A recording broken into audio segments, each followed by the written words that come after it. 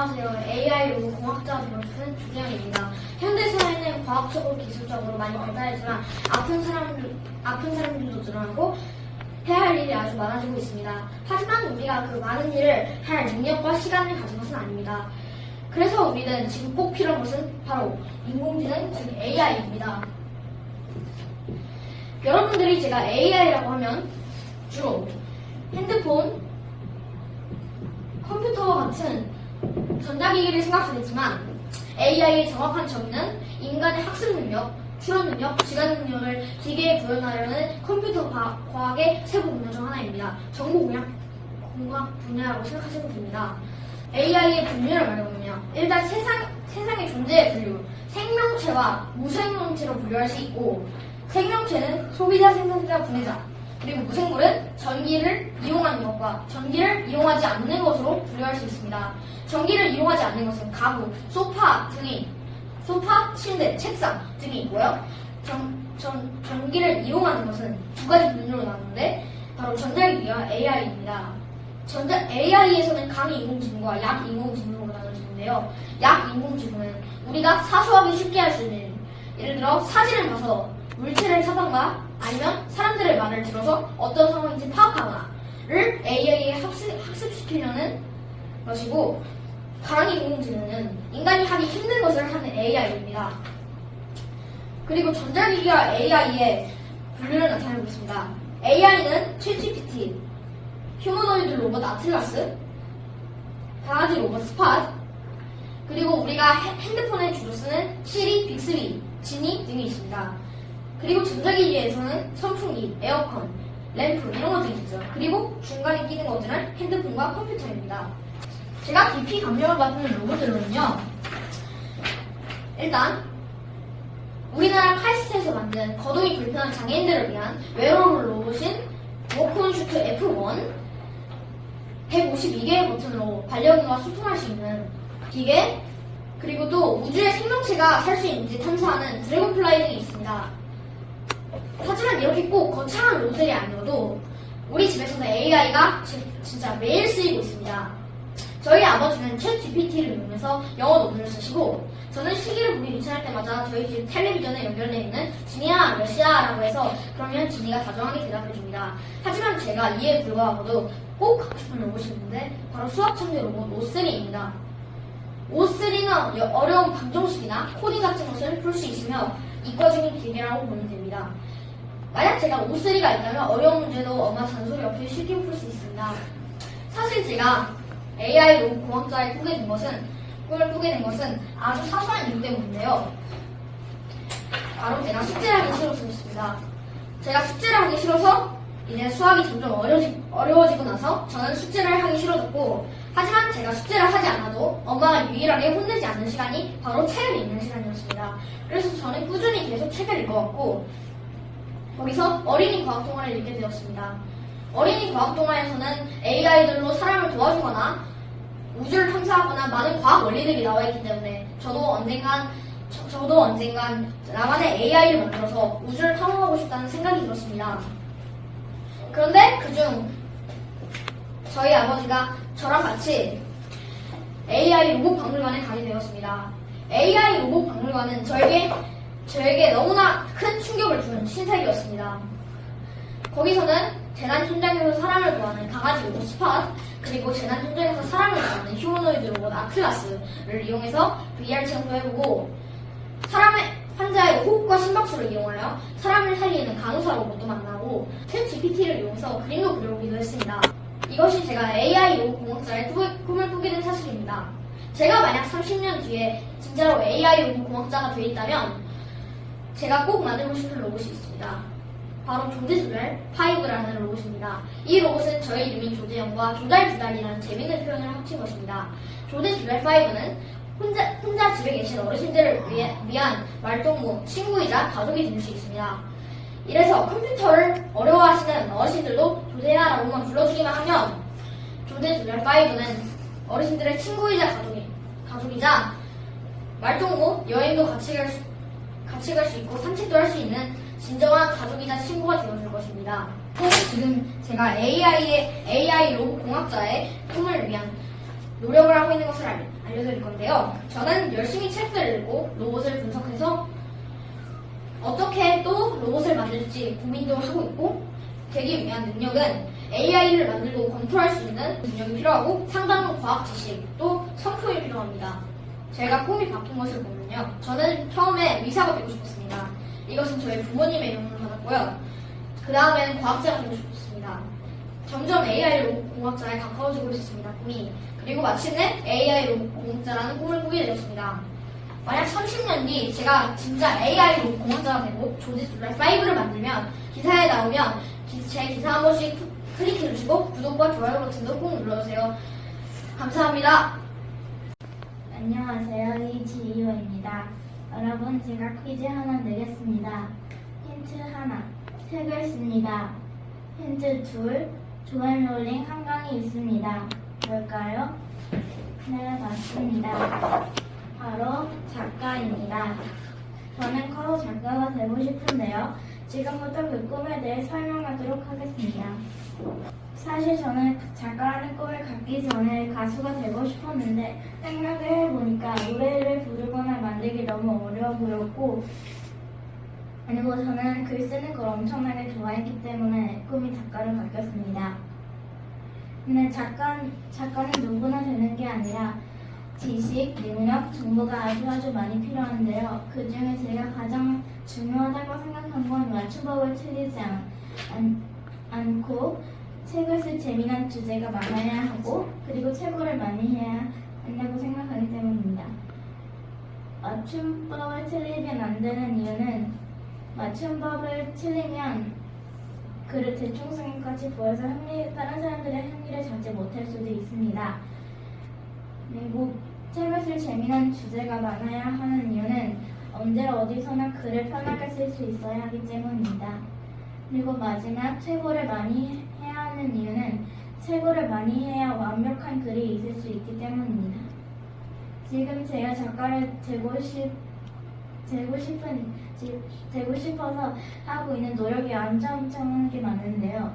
근데 그중 제가 가장 영향을 많이 끼친다고 하는 세 가지는 글쓰기를 연습하고 있고, 두 번째는 책을 많이 읽어서 작가들이 글을 어떻게 쓰는지 알고 있고, 그리고 세 번째는 맞춤법을 공부하고 있습니다.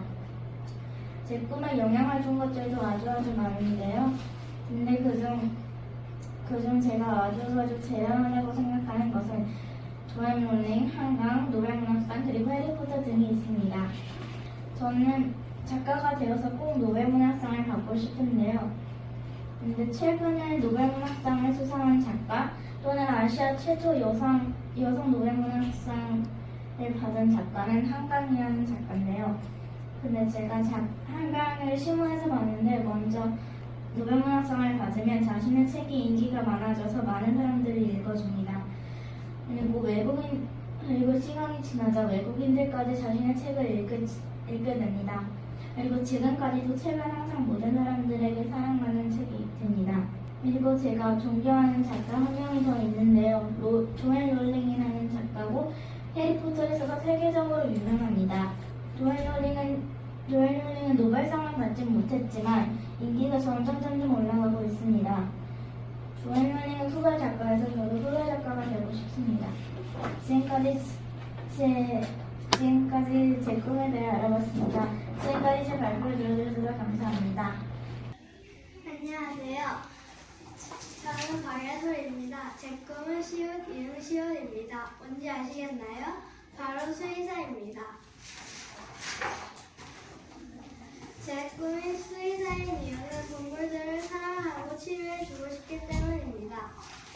원래부터 저의 꿈은 수의사가 아니었습니다. 6살 때 저의 꿈은 유튜버였습니다. 하지만 7살 때 강아지 한 마리가 오면서 제 꿈은 수의사로 바뀌었습니다. 저에게 영향을 준 것은 책입니다. 특히 강아지와 마음이 통하는 대화법이라는 책이 저에게 영향을 많이 주었습니다. 그 책은 강아지가 어떤 성격인지, 미국 상황에서 어떻게 해야 되는지 등등을 알려줍니다. 둘째, 전봇대에 붙여져 있는 포스터입니다. 그 포스터는 자기 반려동물을 찾고 있는 포스터였습니다. 저는 그 포스터를 보고 그 동물을 치료해주고 싶은 마음이 컸고, 안쓰럽고 불쌍한 마음이 들었습니다. 그래서 저는 그런 동물을 치료하고 싶어 저는 수의사가 되기로 다짐했습니다. 수의사가 되려면 공부를 잘해야 합니다. 아무리 동물을 사랑해도 공부를 못하면 수의사가 될 수 없습니다. 둘째, 동물을 사랑해야 합니다. 공부를 아무리 잘해도 동물을 사랑하는 마음이 없다면 진정한 수의사가 될 수 없습니다. 그래서 저는 앞으로 매일매일 책을 열심히 볼 것이고 공부를 더 열심히 해 꼭 수의사가 되고 말겠습니다. 감사합니다. 안녕하세요. 저는 나유입니다. 오늘은 저의 꿈에 대해 알아보겠습니다. 저의 꿈은 학과입니다. 학과는 그림, 유화, 아크릴 등으로 얻는 것은 돈입니다. 이런 꿈을 가진 이유는 미술학원에 가면서 흥미가 생기고 작품을 그리면 돈을 벌 수 있어서 좋기 때문입니다. 바람을 사람이 되기 위해 필요한 것은 미술에 대한 흥미와 잘 그리도록 노력해야 됩니다. 꿈을 이루기 위해 제가 하는 것은 미술학원을 꾸준히 다니고 그림 그리는 연습을 하고 있습니다. 저의 꿈에 영향을 준 것은 저에게 미술을 가르쳐준 모든 미술학원 선생님입니다. 그 이유는 미술을 재밌게 가르쳐 주셨기 때문입니다. 꿈이 바뀌어온 과정은 처음에는 수학 교수였지만 너무 힘들어가지고 좋아하기도 하는 미술을 하기로 결심했습니다. 이것은 빈센트 반 고흐가 그린 해바라기입니다. 이것은 학과 사진입니다. 지금까지 제 발표를 들어주셔서 정말 감사합니다. 안녕하세요. 최도원입니다. 오늘은 저의 꿈에 대해서 설명할 것입니다. 저의 꿈은 과학자입니다. 과학자란 사전적 의미로 과학자는 과학을 전문적으로 연구하는 사람입니다. 또 주로 자연과학을 연구하는 사람입니다. 저는 어릴 적부터 만들기를 좋아하고 새로운 것을 발명할 때가 너무 즐거웠습니다. 또 과학박물관을 다니면서 과학에 대한 호기심이 생겼고 꿈이 더 커졌습니다. 그래서 저는 꿈이 과학자가 되었습니다. 과학자가 되기 위하려면 창의력을 키워야 하고 수학, 과학, 영어를 잘해야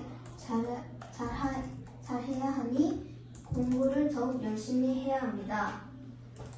또 과학자가 되기 위해서 저는 과학, 수학, 영어를 열심히 하고 창의력을 키우기 위해 주로 과학책을 많이 읽고 있습니다. 또 과학학원을 다니며 과학실험도 하며 많이 배우고 있습니다. 만약 제가 과학자가 된 모습을 상상해 본다면 저는 신기한 장치를 만들고 있는 모습을 상상해 보니 내가 무엇이고 대단해 보입니다. 상상만 해도 기분이 좋고 내 꿈을 이루어서 기쁩니다. 지금부터 제가 존경하는 과학자를 설명할 것입니다. 첫 번째는 라이트 형제입니다. 라이트 형제는 최초의 비행기를 만들었습니다.